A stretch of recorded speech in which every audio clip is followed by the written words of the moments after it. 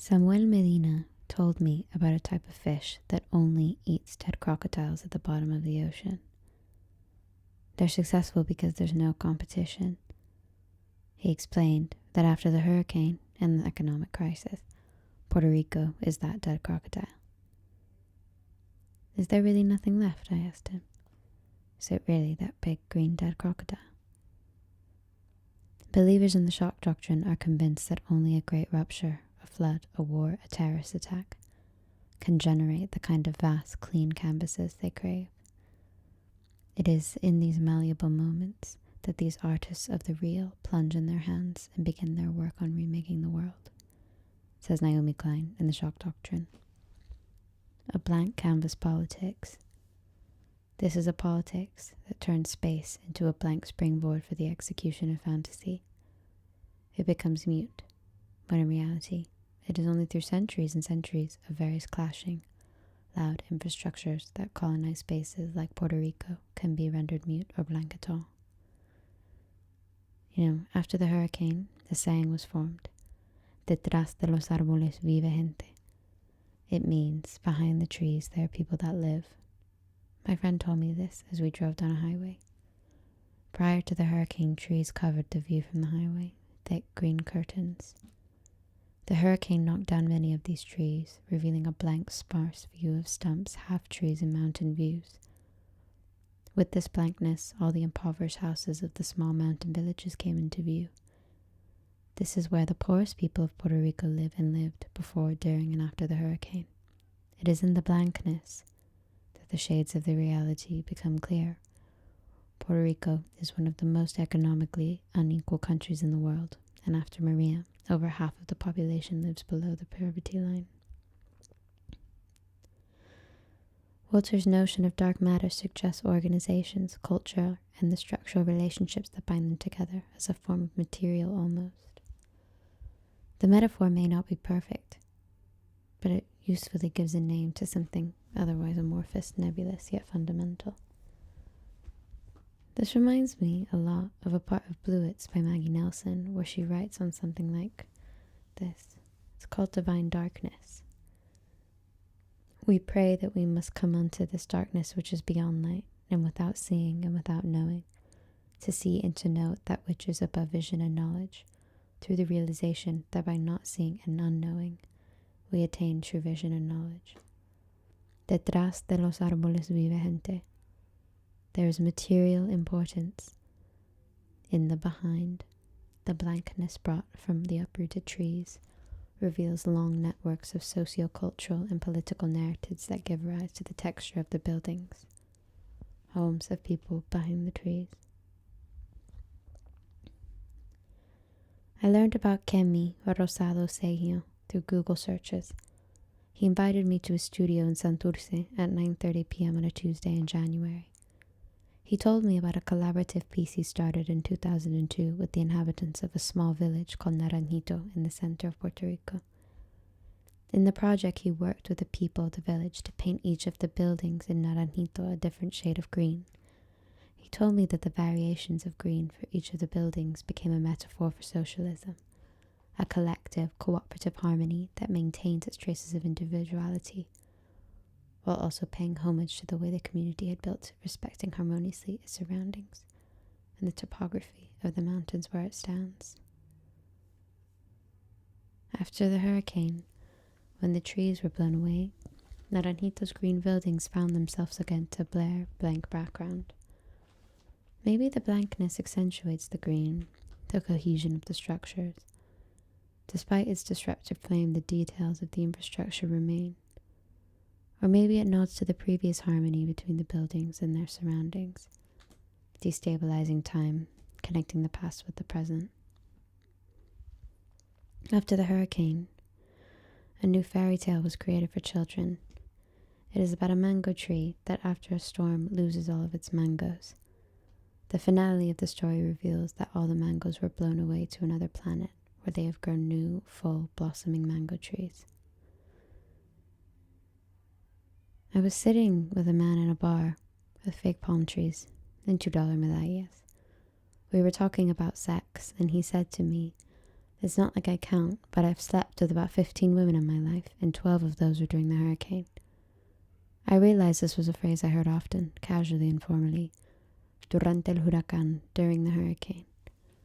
It cannot mean the 12 hours that the hurricane actually lasted. That would be really impressive on this man's part.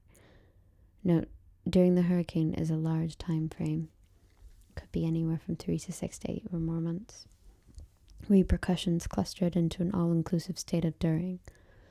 The morning of the hurricane, Maria swells into an ambiguous frame of time, a time that with it carries its own forms of habits. During the hurricane, I smoked more cigarettes than ever before because there was just nothing to do except invent things.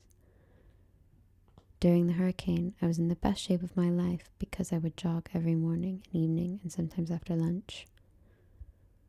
I held about 20 interviews about the hurricane, all ranging in formality, and not a single person mentioned the night of the storm. Even after I asked, "How was this for you?" Maybe this is due to trauma.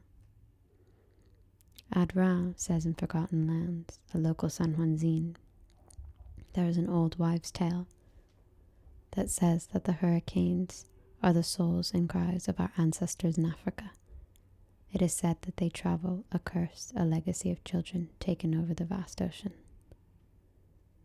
I see the phrase, "Keep walking, Puerto Rico," which I realize is an advertisement for Johnny Walker Black Label Scottish whiskey. Move towards a future, says Johnny Walker Black Label Scottish whiskey. Extract yourself from the during. I met a man from the border of Caguas and Gurabo. His name means fig. He is an atheist who believes his dreams grant him a kind of sixth sense. We were driving down a freeway, and he told me that Puerto Rico has more Walgreens and Walmarts per square mile than anywhere else in the world. There are 118 Walgreens in Puerto Rico.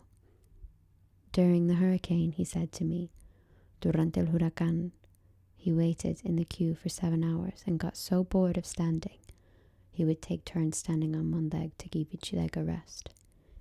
He came to Walgreens to try and buy some kind of light source because he was tired of the tense darkness the lack of light brought during meal times. He hated hearing his dad and grandpa chew in the dark. He said there is something about hearing people eat, which was repulsive. He wondered why he never noticed the sound of people eating when he was able to see them. He said he could characterize during the hurricane by the silent sound of chewing. He hated sitting around the living room talking about politics in the dark because it was boring and unhelpful. He couldn't see his father's expression when he disagreed with him, which made him hate him less and more at the same time. He couldn't feel anything fully without seeing, and he felt like every time he ventured his fork forward, it was a journey towards a sense that felt odd and wrong without sight. So he waited 7 hours in the queue at Walgreens at the end of a strip mall called Plaza de las Americas. He said the parking lot of the Walgreens smelled of mildew, and the guy behind him was so bored that he asked him what he did for a living 6 times. He responded politely 6 times. They had no more battery-powered lamps. The only thing he could find were racks and racks of novena candles, long cylinder, often with an image of the Virgin Mary or dying Christ, bleeding, moaning, El cuerpo de Jesús, la Madre Divina. You rarely find these outside of Spanish-speaking countries. My grandmother gives me novena candles for every physical or emotional ailment I may have. A Virgin Mary for period cramps or avoiding pregnancy, a St. Francis if I want to pray for my little sister, a Sacred Heart if I need protection from the demons within myself. Cuídate, mira la luz, y Dios te ayudará. The novena candles are in the same aisle as household cleaning products. Like the household cleaning products, they are organized by color. My friend told me he didn't need to buy any household cleaning products because he spent most of the day scrubbing the floor with lots of soap. He bought 12 novena candles and scattered them around the table without structure. They illuminated his grandfather's chewing face in a thin line. It encouraged his sister to pray to the Guadalupe through the novena candle. She prayed that her period would come late from stress so she wouldn't have to worry about trying to find another thing that could potentially serve as a tampon. It was hard to get tampons during the hurricane. he told me as we drove down the carretera. He told me so many different things.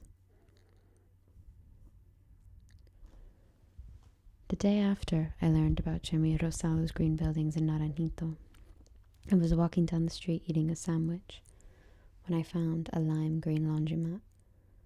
I looked at the color green on the walls and thought about how green can be trees and grass, but also Sprite or nail polish remover. There can be something sickly. I think at the beginning of Ulysses there's green bile in a chalice above Stephen Mother's coffin. I watched as the clothes turned round against the green walls. Isn't it funny how we have to swish clothes round and round to make them clean? Or we have to burn them with an iron to remove the creases? As I took a video in the laundromat, the attendant approached me and asked what I was doing. I told her I was making a little film about the color green. She said that was fine, but not to show the company logo for legal reasons. By chance, while in the process of this project, a family member of mine passed away. He collected green frog statues. When I was little, I used to organize his frogs according to the shade of green: 6 dark green, 12 medium green, 30 light green, and 2 almost yellow.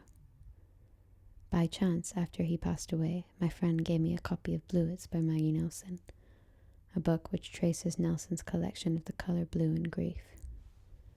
She collects blue objects as a way of trying to materialize the immaterial, all the while realizing that the immaterial is something that can never be materialized.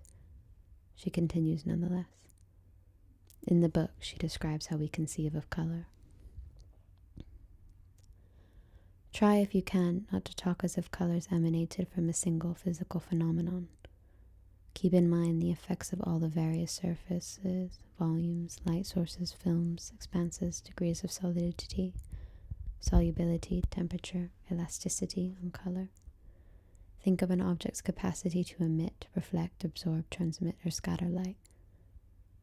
Think of the operation of light on a feather. 15 days after we are born, we begin to discriminate between colors. For the rest of our lives, bearing blunted or blinded sight, we find ourselves face to face with all of these phenomena at once, and we call the whole shimmer mess color. You might even say that it is the business of the eye to make colored forms of what is essentially shimmering. If you look at water from a beach, the separation of the world materializes through color: blue, brown, turquoise, the sky versus the shoreline in the water. According to Nelson's understanding of color, all of these colors, these separations, are just clustered shimmering. It is in a lack of separation, the shimmering, an object's capacity to emit, that we see those separations. It's funny, but I fell in love with the person who told me many of these stories and inspired this process in so many ways. When I returned to Puerto Rico from England, I messaged him when I landed. It autocorrected automatically, an algorithm from all the greens. Quiero verde.